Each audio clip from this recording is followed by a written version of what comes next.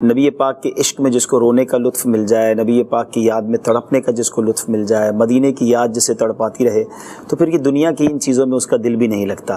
بات یہی ہے کہ یہ ایک کیفیت ہے، اور یہ کیفیت کہیں نہ کہیں انسان کو کرنی پڑتی ہے، اس کا اظہار کرنا پڑتا ہے۔ تو کہتے ہیں نا، ہم دل کسی ایک جگہ پہلے ہی دے دیں تو پھر اب دل کہیں اور جانے کی ضرورت ہی نہیں پڑتی ہے۔ تو دل اگر نبی پاک علیہ الصلوۃ والسلام پر فدا کر دیا جائے، اگر دنیا میں واقعی دیکھیں عشق کی تین وجوہات، بات طویل ہو جائے گی، مختصر عرض کرتا ہوں کہ علماء نے لکھا کہ عشق تین وجوہات کی بنا پر ہوتا ہے۔ خوبصورتی کی وجہ سے ہوتا ہے، کوئی بندہ بڑا کیئرنگ ہوتا ہے، خیال رکھنے والا ہوتا ہے، اس سے ہو جاتا ہے، یا کوئی اسپیشل ہوتا ہے، اس سے اچھا کوئی نہیں ہوتا۔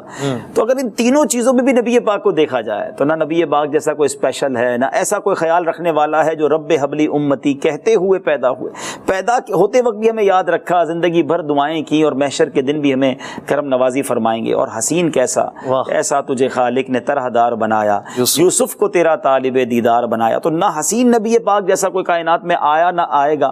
میں کہتا ہوں آپ جتنے بھی حسین ہیں، یہ کتنے بھی حسین کو اپنا آئیڈیل سمجھتے ہیں، اس سے پیار کرتے ہیں، مجھے بتائیں اس حسین کے پسینے میں بدبو ہوگی، اس کے تھوک سے لوگ گھن کھائیں گے۔ میرے آقا وہ ہیں جن کا پسینہ مشک سے زیادہ خوشبودار ہے۔ ارے اس زمانے کی خوشبو کو چھوڑیے، 1450 سال کم و بیش ہو گئے، آج بھی مدینے کی گلیاں بتاتی ہے کون گزر کر گئے ہیں۔ کہتے ہیں عرصہ ہوا طیبہ کی گلیوں سے وہ گزرے ہیں، اس وقت بھی گلیوں میں خوشبو ہے پسینے کی۔ تھوک مبارک کی بات کریں تو کبھی وہ آنکھوں کو روشن کر دیتا ہے، کبھی پنڈلیاں جوڑ دیتا ہے، کبھی ہڈیاں جوڑ دیتا ہے۔ کھاری کنویں ہوتے تھے، اس میں نبی پاک کلی فرماتے وہ میٹھے ہو جایا کرتے، تو اس تھوک مبارک سے مرض ٹھیک ہو جاتے۔ تو ایسے حسین، ایسے باکمال، اتنے کیئرنگ، ایسے اسپیشل، میں بتائیں نا دنیا کا ٹھیک ہے کتنا ہی بڑا اسپیشل آدمی آپ کہتے ہیں اتنا پاورفل آدمی ہے، اس کی پاور، اس کی قدرت، اس کا اتھارٹی اگر ہے بھی تو کسی ایک ملک تک، ایک شہر تک محدود ہے۔ میرے آقا زمین پر کھڑے ہو کر چاند کو اشارہ کرے تو ٹکڑے فرما دیں، آقا دعا فرمائے تو سورج واپس پلٹ آئے، جو زمین پر رہ کر آسمانوں پر حکومت فرمائیں، پلک جھپکتے میں رب کی زیارت کر کے معراج کی شب سفر کر کے آ جائیں۔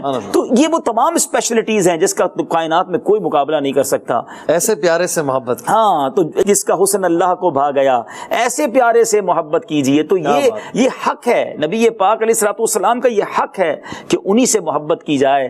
صلو علی الحبیب صلی اللہ تعالی علی محمد۔ مجھے اپنی اور ساری دنیا کے لوگوں کی اصلاح کی کوشش کرنی ہے۔